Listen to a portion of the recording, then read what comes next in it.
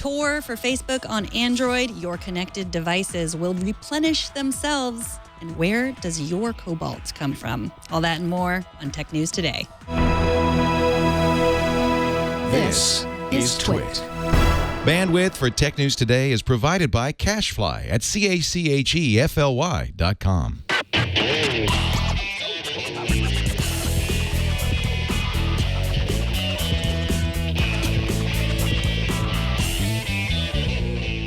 This is Tech News Today, episode 1431, recorded Tuesday, January 19th, 2016.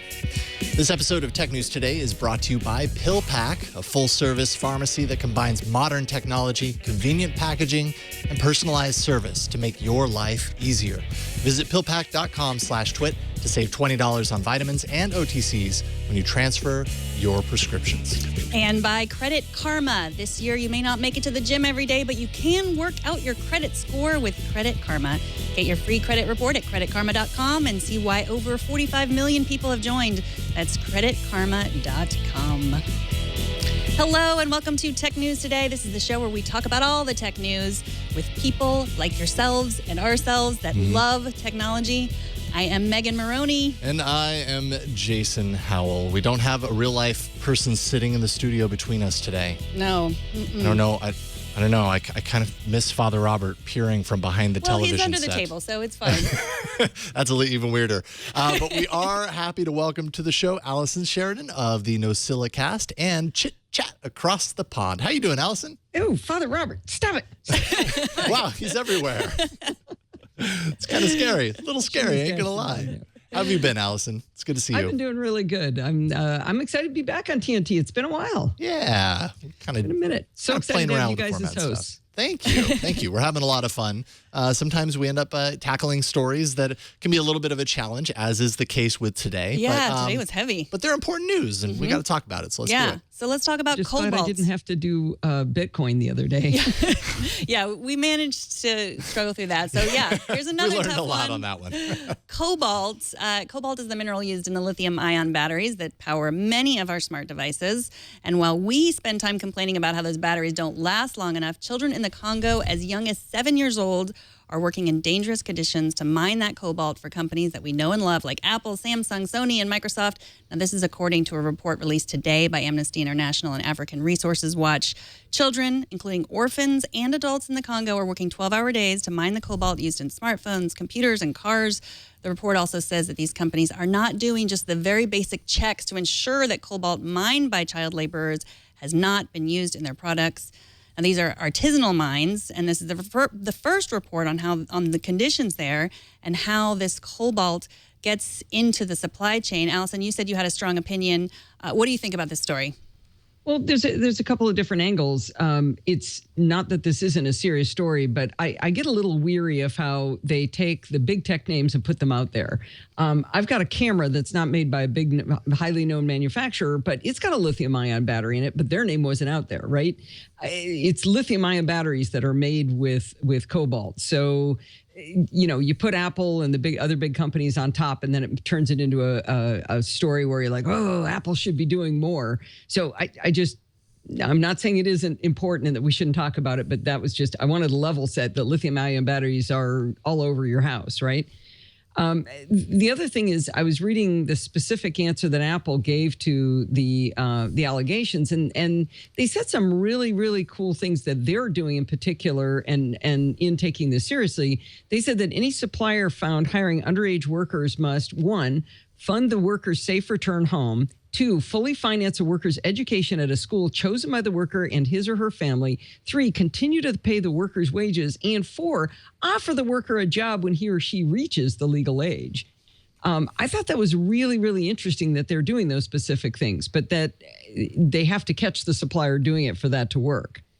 The other thing they said in there was that in the last 5 years, and I'm paraphrasing this a little bit because it was pretty long, Apple worked to implement an industry-wide standard, drove compliance with the conflict-free resourcing program or equivalent third-party audit programs, expanded traceability to the mine site. As of November 2015, over 95% of our reported smelters are compliant or participating in third-party audit verifying their conflict-free sourcing practices.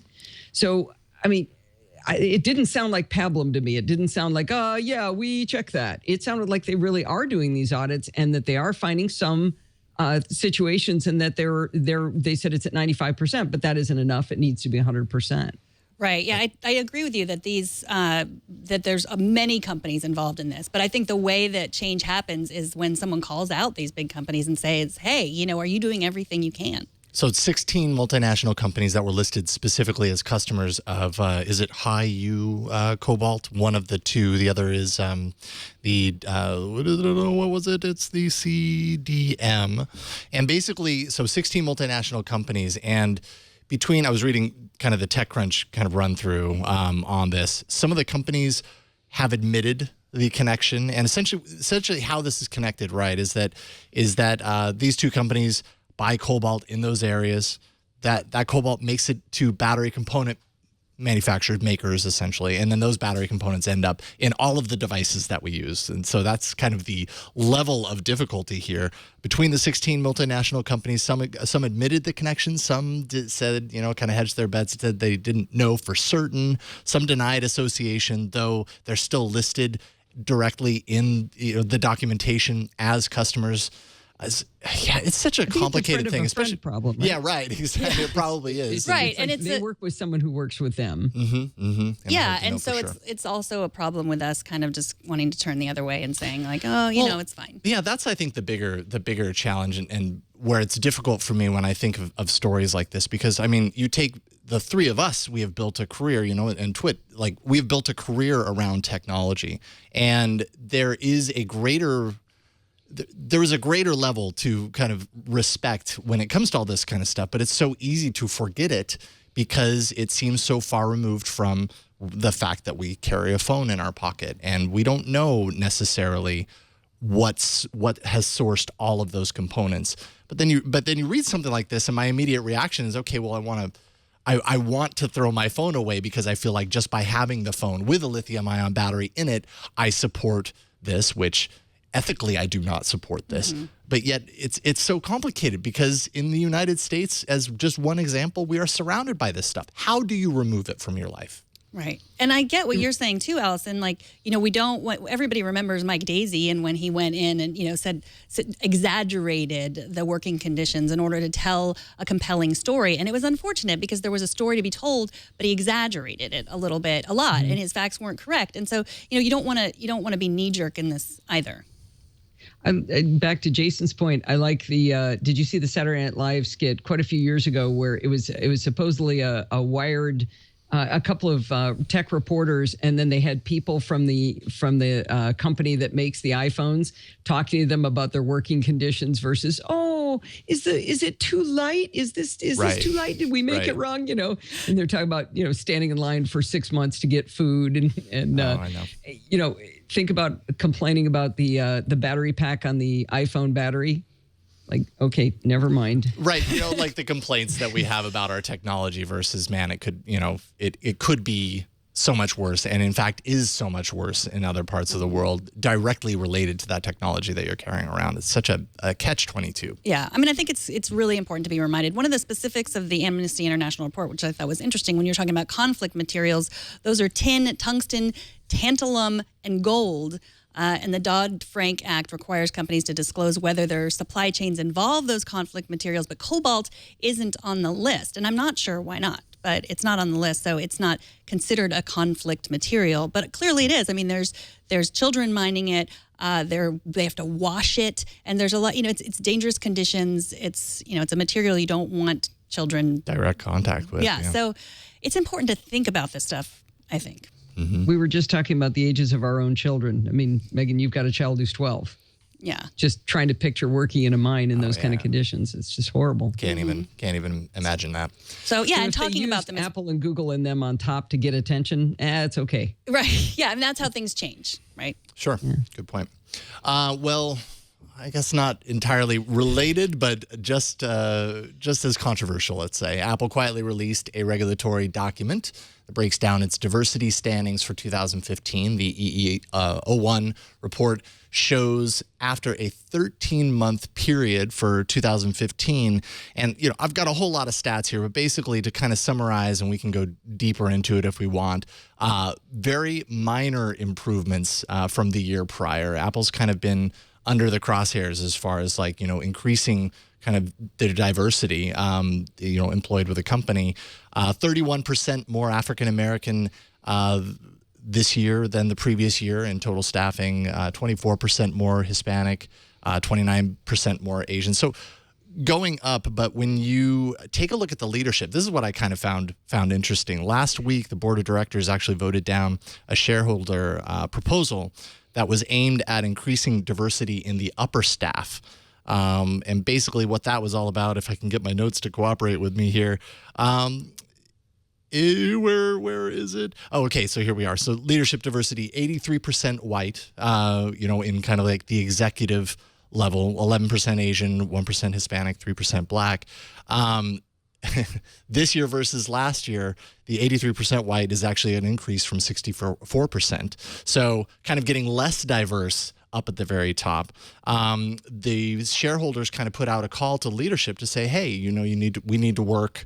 We feel that leadership of Apple needs to get more diverse. And basically the leadership voted that down, saying, essentially that the requirements of the job supersede the requirement to, hire more diverse people to run the company. And I don't know if that speaks to the larger kind of issue that not only Apple, but that other technology companies have.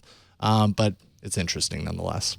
Hopefully you followed me on that one because it was a long way to get there. It's a very detailed report. Let's just say that. There's a couple of things that bug me on these kind of statistics. Is what I'd really like to see is here's the percentage of African Americans or women in available as the pool to start with. Because you look at a number, obviously going from 64% white male to 83% white, that's probably not the way you want to go. But what is that available pool? What exists for them to draw from? So Sure. A comparative metric, so you can tell when that gap is closed enough. Because from right here, you really can't tell from the information you have here. Mm-hmm. The other thing I thought about, I used to be a manager in a large company with a lot of hiring responsibility, and we were given an EEO edict at one point, the Equal Opportunity Organization, however that stands for it. We were given a ruling that we were not allowed as managers to ever submit resumes like of our friends. And the way they explained the logic to us was that if you go and get your friend Bob says, hey, my daughter Sally is graduating from college, you met him at church, whatever, you probably go to church with people who look exactly like you. So it ends up being a self-fulfilling prophecy when you allow the managers to bring in candidates. And that became a solid rule. We had all this training on it. And then one day it was gone. And I thought as much as I hated it, it made perfect sense to have that in place. And I don't know where that went, but that is one of the things that makes this happen is you hire people who are like you and you get the pool from people who are like you. I absolutely agree. And I think in Silicon Valley, what happens, especially if you imagine how startups work, it's a bunch of guys that were in the same fraternity, or just like they were friends. Mm-hmm. They went to college together. They started this startup and they hired their buddies. And then, they grow up and then, get better jobs and they end up, at a place like Apple. I mean, that's the way it works. No one has set out to do it in that way. No one says, I only want white men to work at my company. I mean, I'm sure there are people who say that, but most people don't. But it's still a huge problem. And especially with leadership. I mean, you think about everybody's talking about the Oscars and, how could all of these African-American actors be looked over? And then you look at the people voting for the Oscars and it's like, well, they're mostly white. Only 14% of them are even under the age of 50. So they're older. They're mostly male. And so, you compare that to, when leadership all looks the same, that's a problem. But this is also an interesting question about what's diversity. Is it, is the diversity hire just like a white woman? Is that, or, look at Tim Cook. He's an openly gay man. Like that, is that diverse? That's at least something. Mm-hmm. I'd agree with that. Well, today Microsoft announced that they purchased Minecraft EDU, a version of Minecraft built for the classroom back in 2011. It's been used in over 40 countries. As part of that purchase, Microsoft also announced Minecraft Education Edition, a version of Minecraft designed specifically for the classroom. And they will release a free trial this summer. This is really fascinating to me. I love the way Minecraft is already being used in the classroom. Teacher Gaming, they started this. They're an organization that started this. Microsoft did not buy Teacher Gaming. They just bought Minecraft EDU. But it's... already Minecraft is being used to do things like recreate like historical landscapes in classrooms, teach computer science principles, city planning and engineering principles.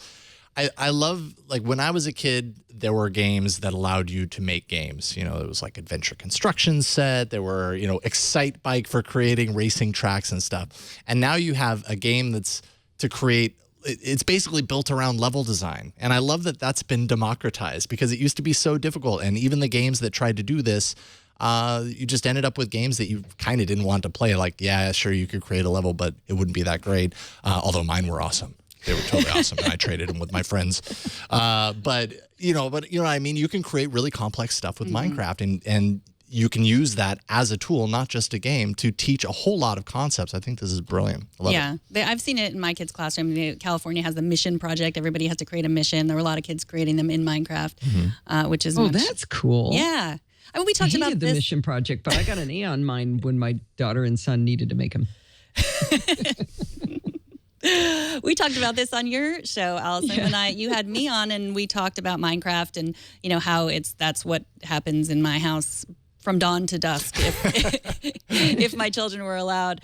It's fascinating, and I think this is interesting. I know a couple people were complaining when this was first rumored because they were, just the same way people were complaining when Minecraft was bought by Microsoft. Oh, they're going to ruin it, but I don't think so. I think that they're going to get it into more classrooms. I would think they'd be good stewards to this. This seems like something that they would really, really be able to excel at. And I just love the idea of kids who are going to be drawn to the computer and tech anyway, instead of them playing some mindless game, actually creating. I was curious, how young can you really get somebody started on Minecraft? It's a great question. It depends on the kid, but I probably think it probably depends on the kid. Is it? Okay, good. Because I know someone who's about 5 or 6 years old, and he's just like this up to a tablet at all times. And I would love to see that be creating something, because he looks like he's got some good nerdy potential. I think it also really depends on interpretation, because I think a lot of parents have the knee-jerk reaction of, oh, it's a game, so no. And, there's a little bit of kind of wiggle room there as far as playing a game where someone's just walking around shooting and killing and blah, blah, blah, versus something where they are creating. Yet people who aren't aware of kind of what's happening in Minecraft in that regard might not know that, and they might kind of lump it in the same category. So yeah, and kids maybe coming from the school, then that'll help. Right. Yeah, that's one would hope. Yeah, kids watch a lot of Minecraft videos on how to do things, and for a while I was just criticizing them, like, don't watch, create, but that's how they learn through YouTube. So that's how you get better. Android Facebook users are getting access to a new feature that allows them to route their Facebook traffic through the Tor service for protected communication.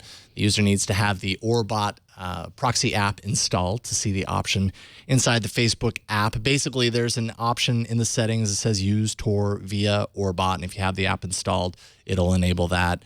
Masks the IP address of the user, and which can be kind of good if you're if your country, let's say, is blocking Facebook. That's one way around it, and to have that integrated in. This isn't Facebook's kind of first dance with Tor. It was, I think, in 2014 they launched the Tor Onion address for Tor-enabled browsers within use for Facebook. So this isn't their first time in the rodeo. Jason, rodeo. I tried to read this and I got my brain all tangled up. So you've got Tor. Yeah. There's the Tor browser, which is how you look at stuff inside Tor, which isn't tracking you. So then you use an app on Android that's made by Facebook that gets you into the Tor browser that gets you to Facebook? No, so Orbot is its own app, and Orbot, I believe, is how you connect to the Tor server. So basically what you're doing is if you have both installed, you're telling Facebook to send its traffic through the Orbot app, which is what's channeling it in the protected way through Tor. That sounds hard. Yeah. You got to really, really want to do this. Sure. I Well, think hey, you do. Tor users, they are a dedicated bunch. They are willing to jump through hoops to make sure that their traffic is protected. So Yeah, they do say that it is a little bit, you do have to jump through hoops at this point. And it's interesting. When I first read this, I thought, well, why are you posting things on Facebook that you want to be secure? I mean, it's like Facebook is sort of the anti-Tor. But then when I looked into it, it's not. I mean, some people might want what they want on Facebook. They want to be part of Facebook, but they want their location to be secure. Right. So, if you're a whistleblower or if you're suffering from domestic abuse, you want to keep your location secure, but you still want to participate in Facebook. Or if you're a whistleblower and you want your message out there, but not to have people be able to track you, that's kind of what this is for. Mm-hmm. I installed the Tor browser this afternoon, and I opened up Amazon, and I did a search for camera lenses and then diapers, and then went to Facebook, and there were no ads for camera lenses or diapers. what do you know? It works.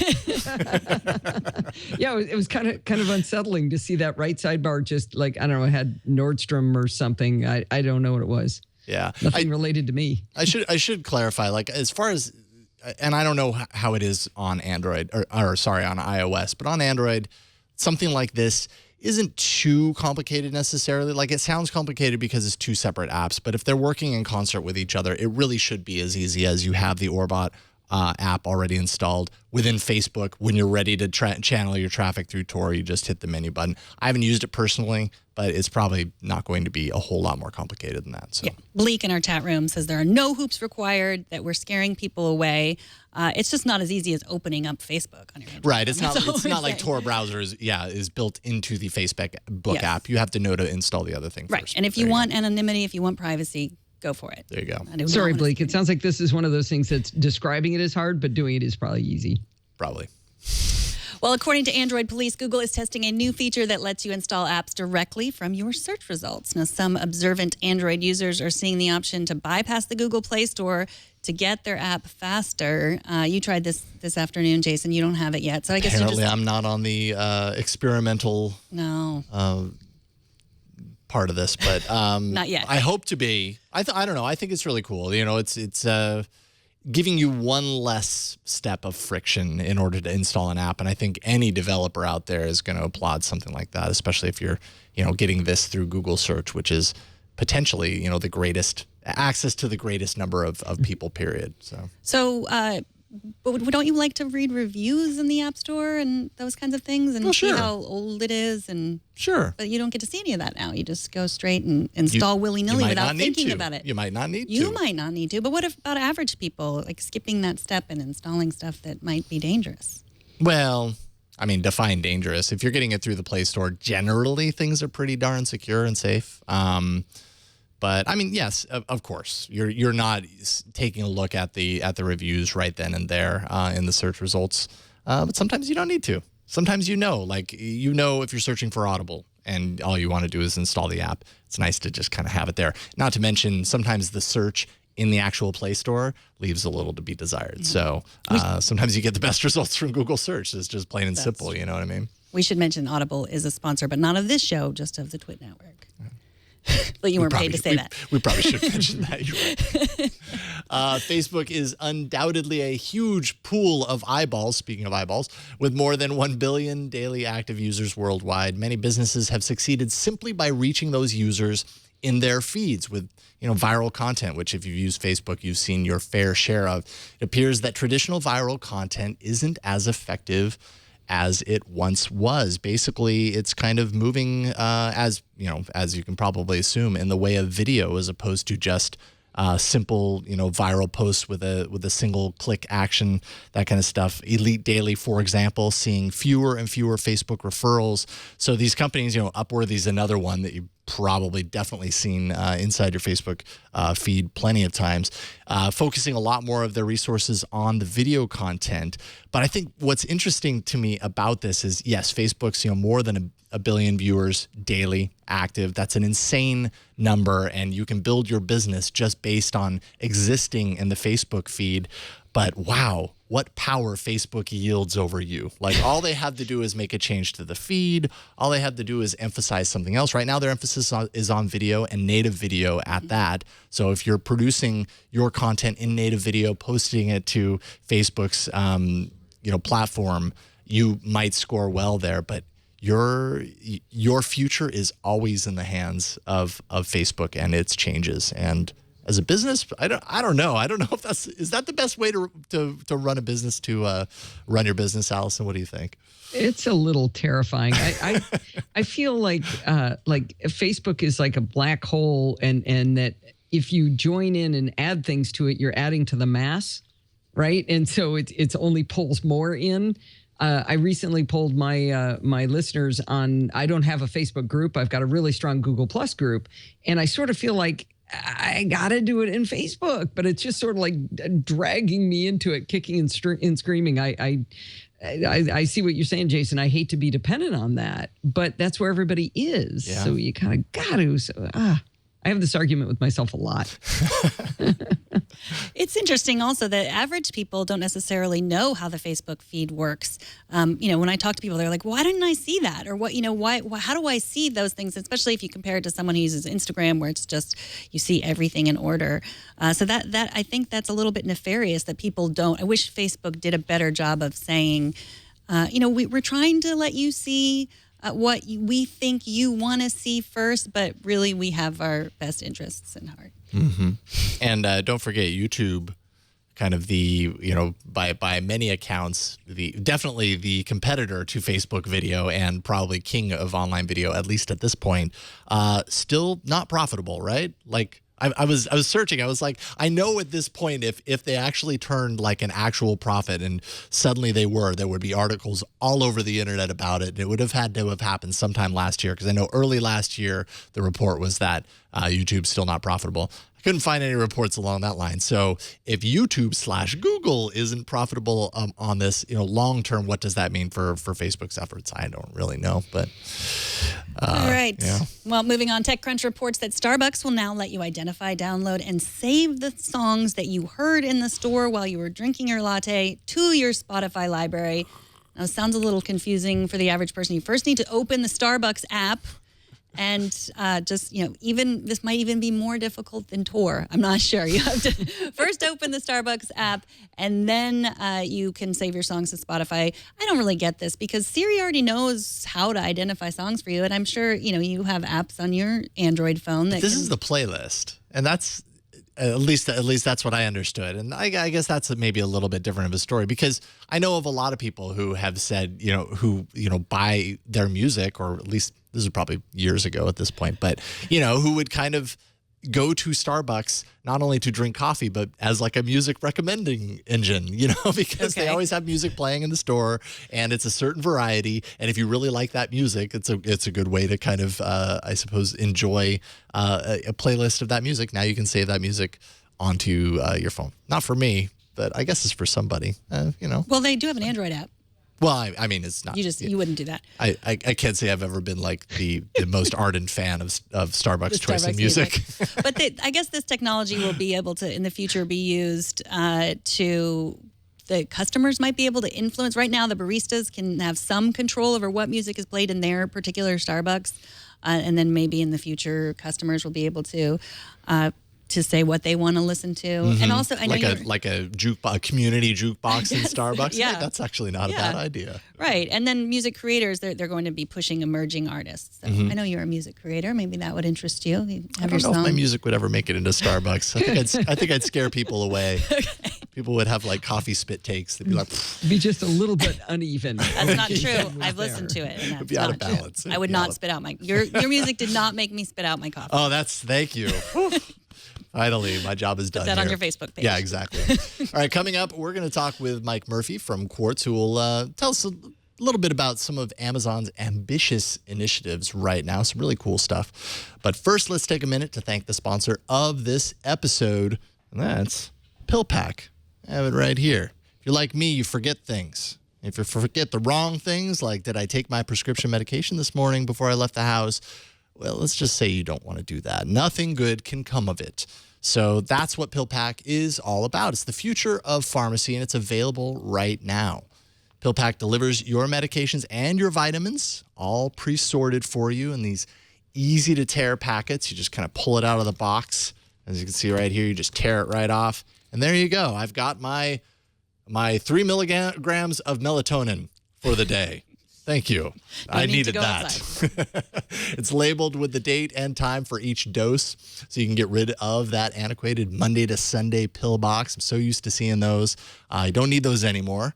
You get this sent to you. They utilize those fancy robots that you may have heard of, those automated robot thingies, to sort and fill personalized pill packs separately for each customer. Each packet dispenses in the pharmacy is actually sent through an image recognition system that they built to ensure that the right pill is in the right pack for you. So you get what you need to get and not anything else. Their system can actually detect dispensing accuracy by size, by shape, color, density of each pill, and catalogs an image of every single packet dispensed. Now, in addition, each packet is checked by a pharmacist for accuracy and interactions prior to shipment. So you know you're going to get exactly what you need so that you don't fall behind and you don't miss a prescription. If you ever have any questions, their pharmacists are available to you 24/7, right from the privacy and comfort of your own home. So no more long lines or awkward pharmacy encounters, none of that. Do it from your house, in your jammies even. They proactively contact your doctor to manage your refills so you never run out, which is nice. And switching is easy. You can sign up on their secure site and they'll take care of everything for you. Compatible with most major insurance plans, including most forms of Medicare Part D. And there is no extra cost beyond your standard copays. And by the way, shipping is always free. It's recognized by Time Magazine as the top 25 invention. Jill Duffy actually gave it a great review in PC Magazine, who named PillPack an editor's choice health service. There's also a PillPack medication reminder app for the iPhone and Apple Watch. If you want to check that out. PillPack has brought the pharmacy into the digital age, and once you make the switch, you'll wonder how you ever lived without it. Visit pillpack.com/twit. You can sign up right now. Their site is beautiful. It only takes 5 minutes to sign up. It's super easy. When you use our link and transfer your prescriptions to PillPack, you'll get a credit for $20 worth of vitamins and OTCs. Incentive right there. That's pillpack.com/TWIT. And we thank PillPack for their support of this show. Last year, Amazon released the Dash button, those little plastic devices you stick on your washing machine. All you have to do is press a button and order more Tide automatically. And today, the company announced a new program that lets connected devices order physical goods automatically from Amazon when supplies are running low. Joining us to talk about how this new replenishment system works is Mike Murphy, reporter at Quartz. Welcome, Mike. Hey, Megan, how are you? I'm doing good. So explain how this works. So it's pretty crazy, actually. The way that this system works is not like one of those little buttons that Amazon made last year where you press it and then it sends a message over your Wi-Fi network to Amazon to download or to get a refill of whatever you wanted. It's actually built into a bunch of devices. The launch partners were Whirlpool dishwashers, Gmate glucose monitors for people with diabetes, and I'm forgetting the third one because it was so long ago I wrote this. Oh, Brother printers. But yeah, so basically those devices have built in them some kind of system that allows them to connect to your Wi-Fi network, kind of like the button, but whenever they sense they're running low on whatever the thing they need is, whether that's toner for a printer or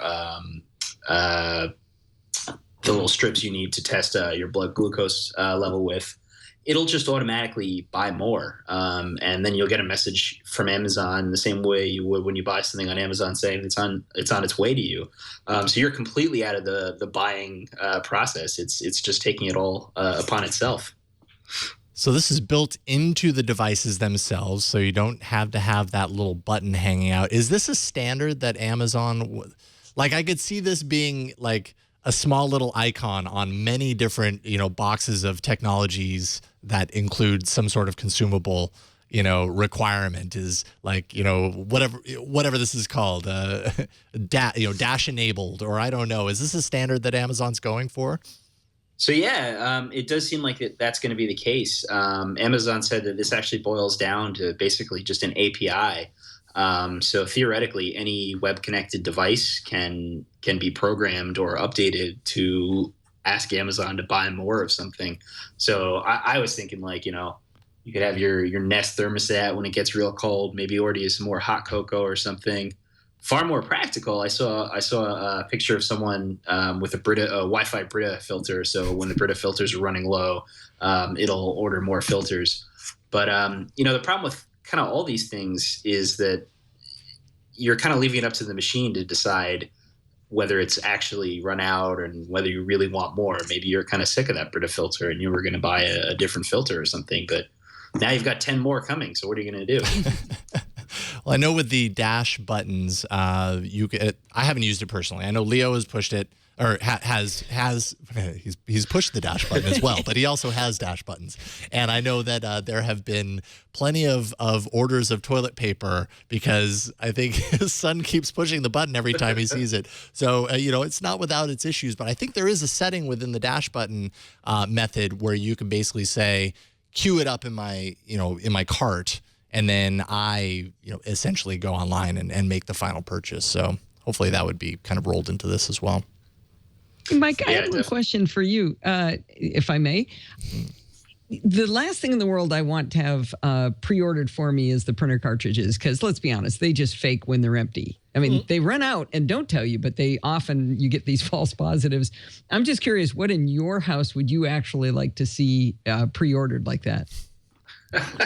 That's a good point. I mean, I kind of said that in my article. Like, printer cartridges are the least honest things in the world. Like, I would not want a printer cartridge running for office. So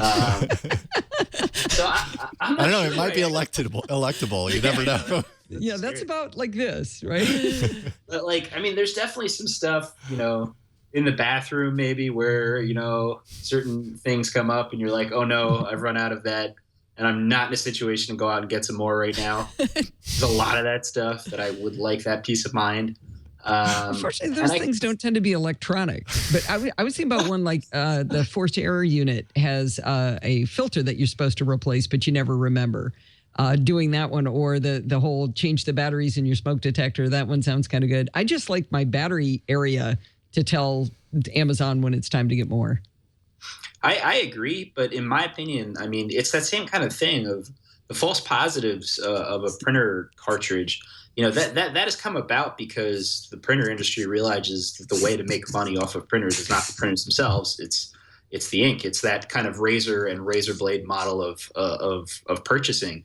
And what's to stop every other manufacturer, if they move to this kind of structure, of just deciding, well, actually, we'll tell the machine to replenish when it's at 30% instead of 0%, or something like that. I just worry that when we take the buying decision out of our own hands, we might end up buying far more than we actually need, or even, it could well have an effect on, the environmental issue of like transporting all this excess stuff around, when really, if we had just kind of gone over to the printer and printed something out and got, oh, actually, yeah, I am out of ink, I'll go to Amazon.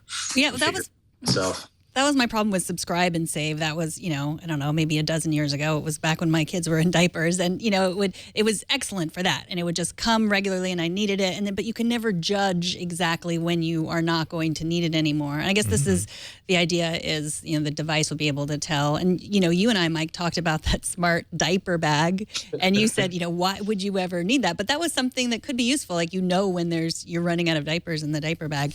My big problem, and I have this with the Amazon Echo, Echo, which the promise of the Amazon Echo is also you can just, say, buy these things for me. But I never do it because I want to compare the price of things. And there's no way to do that. You can't look at the price and compare. And isn't that the same thing? I mean, we're talking about ordering too much, but aren't we also talking about these devices would not buy the cheapest thing for me necessarily, would it?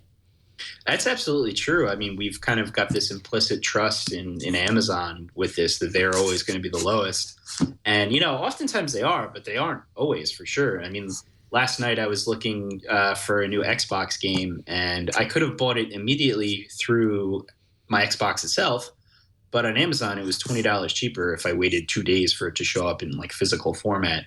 But, there are things, especially like large consumer items, cameras, that sort of thing. I'm probably going to want to go look at that and figure out what exactly I want. Maybe I don't actually need this one. Maybe I need some other one, and someone really needs to explain this to me. But for like small consumer goods or, like that kind of perishable stuff, you hope that like a store that can buy in bulk would be charging you the lowest price. But yeah, you're really just trusting Amazon to charge you the best price. And if it's doing it automatically, at what point are you really, being a consumer? Prices are supposed to be decided by both supply and demand. And if you're just wantonly choosing this price that's been set, are we really affecting price? Right. I've just solved this. I have my paycheck is just direct deposited to Amazon now anyway. That's the thing, right? Easier. Like Prime users are Amazon super fans, essentially, and they've already decided by paying the Prime price that I'm going to get most of my stuff that I can through Amazon because I get the shipping and I get all the other stuff. And so, yeah, they are definitely putting their faith into the service that the price is going to be good. Let's talk about something a little bit different here that Amazon is doing. Their drone delivery program. David Pogue was doing some research for a CBS Sunday Morning piece and spoke with Amazon's VP of Global Public Policy, Paul Meisner, and laid out a few new details about the drone delivery program. What more do we know, Mike? So, I thought this was kind of interesting. The whole internet kind of jumped at this, like, new details on Amazon's drone plan. And other than the fact that Meisner said that it's going to be more like a horse than a car, which is a weird comparison in my mind anyway. Because horses don't run into trees. That's what he said. Which is true. But then, I don't know. Amazon doesn't deliver stuff by car anyway, or I hope not by horse. But like, yeah, that's a cheaper version of Amazon Prime. Yeah. But no, I mean, Meisner spoke a lot about the kind of sense and avoid technology that they're trying to build into the drones. But, they spoke about that when they announced this back in November, when they had that big fanfare of a video with Jeremy Clarkson as the spokesperson, and they showed off the new drone. And there wasn't actually too many concrete new details in Pogue's piece beyond that. Meisner kind of made the point that we don't know how much this service is going to cost the consumer. We don't know what shape the drone's going to be. We probably will have a bunch of different shapes and sizes for people in different areas, because it's not the same trying to deliver to someone in the suburbs with a big lawn as it is for me in Queens, where I don't know where there are no lawns here, but I have a park or something, I guess. So there's going to be different structures, but, they kind of have been saying that since, the 60 Minutes piece back in 2013. And, that slick video that they produced in November kind of hints at like what I think the ideal will be. And I was actually quite surprised at how bullish Meisner was on especially the technological hurdles still ahead of them. I mean, I got a press release from MIT just today about some of their groundbreaking work they're doing on sensing and avoiding. And this is stuff that's still being done like at the conceptual level, like at the university level. There's PhD students who spend their whole career working on just like one aspect of sense and avoid technology and robotics. And the idea of like, how do I get this thing from right here to like right here without hitting everything else? Yeah. And for Amazon just to go, oh no, that's not as hard as it might look. I was kind of surprised by that. But they did say back in July that whenever the FAA gets their act together, they're going to be ready to go, which by my account gives them about 6 months to have this in place. So I don't know, maybe Meisner was really is bullish because they really have solved a lot of hard problems that people have been spending a lot of hours on. Well, Mike, they were also talking about the. He was already talking about the work they're doing with the FAA to talk about different bands of height, where commercial aircraft would be, I think he said, like 500 feet and above, and 500, 400 would be, a no man's zone. I might be getting the numbers wrong. It's something like that. But then below that would be where they could fly, and then they could only fly below 200 feet when they were dropping a product off and bringing it back up. So it sounded like they had done they had some ideas of how this could work, and were negotiating that. And he also talked about the work they're trying to do on making them quieter, because there's some aerodynamics to work on there, and he said that is kind of a problem, because you don't want this sound of it.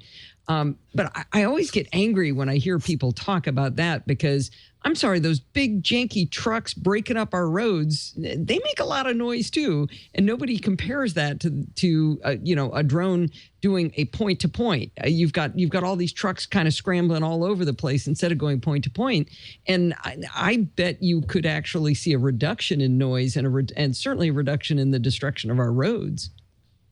Yeah, I mean, that's definitely true. One thing I would say is that Amazon actually proposed that 500 band and then the 400 band back in July. They produced a nifty little infographic back then. So again, this isn't something that they've just kind of, told David Pogue all of a sudden. But yeah, I absolutely agree. I mean, trucking routes are like the most annoying thing in the world to drive on, sleep near, be in any kind of general vicinity near. And drones could well be far less annoying, because for the majority of the flight, they're going to be so far above your head that you won't hear them. But I mean, even if they've gotten some really solid dampening work going on, they said that drone that was in Pogue's piece has 9 propellers on it, and I don't know how something with 9 propellers isn't going to make an annoying noise. But at the same time, you also want it to make some kind of noise, because if you're thinking about the worst, you're right. They're going to be mad if it doesn't make noise, aren't they? Yeah, like if some kid walks in front of one and the sense and avoid technology isn't as good as they say it is, something bad's going to happen. I'm a huge believer in the stuff that Amazon's doing right now. We have a story we call our Thanksgiving Day Miracle story. My husband, Steve, bought a 26-pound turkey for 11 people. I don't know what he was thinking, but he has an iGrill, which is one of these devices, has a couple of probes you stick into the turkey, and then you get on your phone. You can see when it's getting to temperature, and you can set it and stuff. And he pulls out his iGrill on Thanksgiving morning. It's around 10 o'clock, and the batteries have leaked inside. And he's like, so he goes in and he files them, and he gets it kind of working, but then the Bluetooth wasn't working. And I said to my son quietly on the side, I said, can you see if anybody's got an iGrill for sale on Thanksgiving Day? And so he looks at Best Buy, and they've got it, but he calls them and they say, we're not open until 5 o'clock. And my daughter says, check Amazon Now. And like, Amazon Now, I've heard about that. That's crazy talk. That can't possibly be true. My son ordered the iGrill 2 at 10:13 a.m. and at 10:28, our doorbell rang. No way. On Thanksgiving Day. It was absolutely amazing. And the shipping was, I think, $8 or $9. No, shipping was $8 or $6, and they suggested a tip of $9, which my son paid and said, that's freaking amazing. I mean, in that scenario, you're happy to pay it, because with all those. And Steve was so happy. It was our Thanksgiving Day miracle. Yeah. I don't know how they did that. It's unbelievable. Because Amazon is magic. Right. And because you live near a metropolitan area also. Yeah. Sure. But the other thing is, I'm thinking they had the iGrills near the front to be picked up, right? Because what are you going to order on Thanksgiving Day? It's going to be an iGrill. They're watching you. They knew what you needed. They knew. Yeah, that's true. That brings the Tor browser that day. It brings up a pretty good point, though, that Amazon is essentially a logistics company, and they figure that stuff out so well. They're never going to get touched on that than anybody in the retail space. But in that situation, it makes you wonder, how could a drone have done that any better than a human on a bike could have? And if they've got that kind of logistics set up in place already for people who are willing to be out there on a bike on Christmas Day or in a car on Thanksgiving Day.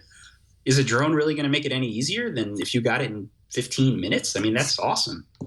Good point. Well, Mike, thank you so much for joining us. Mike Murphy is a reporter at Quartz. He is on Twitter at MCWM. Thanks so much for coming on. Thanks for having me. All right. Let's see here. Time to hear from some of you guys, the listeners and fans of the show. I got a few really great suggestions for how to avoid sudden charges for services that you cancel, but still have your credit card info on file. It's similar to yesterday's title story where they had those credit card numbers on file. Suddenly, out of nowhere, on canceled accounts, they get a charge. And we were talking a little bit about how you prevent that. At Transmit This on Twitter said before canceling subscriptions, I always go to account settings and update, in air quotes, credit card details with incorrect information. No more charges then, which is a really great idea. I had not considered that. Holger on Twitter followed up to say it lets you enter wrong.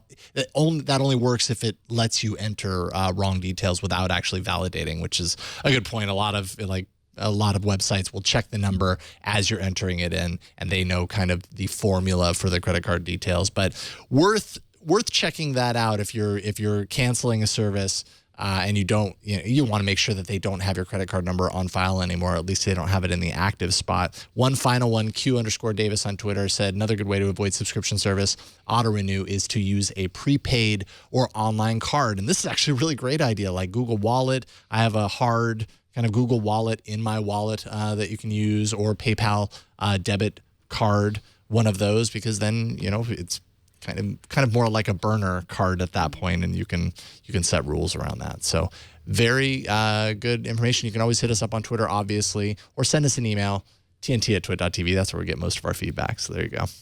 Well, coming up, we will tell you why Star Wars is an amazing movie and a very bad password. But first, let's take a minute to thank Credit Karma for sponsoring this episode. Credit Karma is this amazing service. I just heard about it, and I am really impressed. You can Google yourself. You can look at your search history. You can look at what people are saying about you on Facebook or Twitter. You can put a cup to the wall and listen to what people are saying. You can go on Peach and see what people might be saying there for you, about you. But checking your credit score can be more elusive, a bit of a mystery. And it is very important to know your credit score. Do you know your credit score? I do not blame you if you don't, because even if you know how important it is to know it, you might think that you can't find out without hidden fees or entering your credit card information. I did not know my credit score until I logged into Credit Karma. That's Karma with a K, not with a C like credit, a K like karma, as in good karma, as karma is spelled. They offer truly free credit reports with no strings attached and no credit card required. Credit Karma doesn't just show you a score and send you away. They break it down so you can see how your actions can affect your score. For example, did you know that when you use too much of your credit limit, your credit score goes down? To make their services even easier to access, Credit Karma also has a free mobile app for iOS and for Android. It's no wonder 45 million members turn to Credit Karma to check their credit score. Visit creditkarma.com right now to get your free report. You can feel more confident about your finances this year. Get your free credit report today by visiting creditkarma.com right now. And we thank Credit Karma for their support of this show. Now, our tech news today, fan of the day, is a lot cooler than you. Now, do you know how we know that? Because how many of you watch TNT on the open Pandora console? I did not know what the open Pandora console was until I saw this. If you're watching the video, this is the open Pandora console. You have to explain what it is. Well, Jason. I mean, it's basically a portable gaming system running on Linux, essentially. It was released back in 2008, and I completely forgot about this thing until we got this How I Watch TNT on Twitter, and super obscure. I'm pretty sure that this is the only one. At Twitcher on Twitter is the only one that's watching us on the Open Pandora platform. Have you ever seen one of these Pandora handhelds in person, Allison? Do you feel like you're missing out? I'm just not near as cool as them. I'm just amazed that from 2008, I don't know, like a small, obscure handheld console, would be the primary source for watching our show. But hey, people get our show in all sorts of places. I was impressed with last week that we had someone who watches it on an iPod. Yeah. Show us how you watch or listen to TNT. Record a video, take a picture of yourself or your setup, and post it on Instagram, Google+, Twitter, or Facebook, and use the hashtag HowIWatchTNT, and we will find it and hopefully feature you on the show. There we go. We're getting a lot of them, so thank you. What's your worst password? Don't actually tell me. Don't yell it out suddenly. I don't need to know. But Splash Data posted its 5th annual worst passwords list. And let's just hope your worst isn't on the list. Taking a look at the list, number 1 and number 2 in consecutive order. Number 1 is 1, 2, 3, 4, 5, 6. That's unchanged from last year. So that still is the most popular password ever. And number 2 is, of course, the word password, which don't do that. Don't do any of these, and actually. Don't do Star Wars was number 25. 25. Which, it's funny because you realize, like, people use things they love for passwords. I don't do that, of course. The 2 saddest things on here were that Monkey went down by 6 points. Oh, I know. Monkey was always my favorite example. But the saddest one is number 24. It's password with a 0 for the O, so people are trying. This is different. Yes. So close. So close. It's amazing to me that people can still find places that will accept these bad passwords. Because a lot of these... man. Sorry. That's why you see some of them go up. Like you'll see 1, 2, 3, 4, 5, 6, 7, 8 went up a position, probably because they're demanding that we have 8 characters now, right? Yeah, there should be some sort of like a list that all password entry, systems inside websites checks against, that basically says, like, these are the top 100 that you cannot put in. So we've got these requirements on what your password has to be, and then we've got these on the blocked list that you just can't use these. There's one on this list, which is, and maybe one of you can explain this to me, but it really does seem obscure. It's number 15. It's 1QAZ2WSX. What am I missing? What's that? Your keyboard. It's straight down the keyboard. 1, 2. Wait, 1Q2W3E4. Oh, okay. I didn't even look at my keyboard, but just looking at that, I was like, man, is that like a default default difficult password in some sort of? Okay. Right. Yeah. So it's just patterns. It's all patterns. And don't they say that? And mind you, maybe I'm not the best person to advise you on the best password practices, but don't they say that length is way more secure than randomness? Right. Right? Like, if you were to have a 20-character password, that's better than having an 8-character random password. It all has to do with how much entropy there is in the number. So you're looking for, if you just have 42 characters, but they're all numbers, your namespace is very, very small, or your number space is very, very small, because there's only 0 through 9 for each one. So 20 characters long is better than 10 characters long, but simply adding a letter to that is better, because you're going to add an extra 26 characters, and then making a capital letter in there, that makes another 26 possible characters. Then you throw in the special characters. So you want to add in, it's not just that it's random and that it has a large number space for how many different types of characters you can have that makes it secure. Use a password manager. I was going to say, this is why I use LastPass. And thankfully, every time I sign up for something new, I just go randomize. And it's all sorts, and super long. So right, because before that, it was the biggest dilemma. I mean, I wrote freelance for Trustworthy Computing for Microsoft forever. And that was the biggest dilemma. Like, people would get in rooms and just argue, no, it has to be a passphrase. No, it has to be this. And, because things change so fast. So, yeah, password managers are the way to go. I lost elite status by pointing out that I didn't know what that password was from, didn't I? We'll just delete that out. I'm no longer delete elite. that part out. You're a boy. You don't know that much. Sorry, that was low.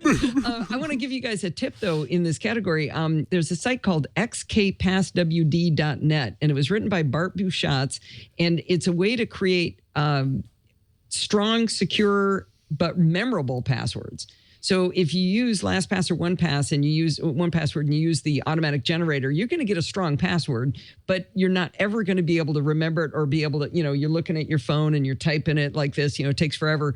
This uses random words and random numbers and random characters, but create something that's actually easy to remember. And you see the presets across the top. He's got one specifically for each, like for an Apple ID. The Apple ID one is designed to help you be able to type it on an iPhone, for example. This is a combination of, it comes from an XKCD joke about, what is it? Horse, battery, staple, something is a really good password. So yeah, you can generate these passwords. I change it up until I get one that makes me laugh. Like, once you look at these, you see it says, 15 modern between happen. And it's got an exclamation point on each end and dots. Okay, I can type that, right? Right.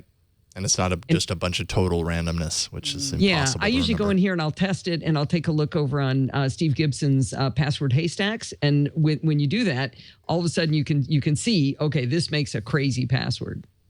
As Jammer B holds up a card that says grc.com/haystack.htm. Exactly. So he was on the same page as you, Allison. I use the two in conjunction to prove to people how good these passwords are. And you can do what you were talking about. Put in 20 numbers with nothing else, and then just change one number to a letter and watch what happens to the 8 billion quadrillion years it takes password haystacks to tell you it's going to get cracked.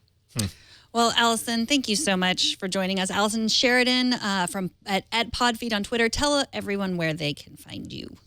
So I'm, like she said, I'm Podfeed on Twitter. My website is podfeed.com, and I do two shows, the NosillaCast Mac podcast. We're doing a bunch of CES interviews. We did, instead of inundating everybody with 700 on day one, we dribble them out about 5 a week.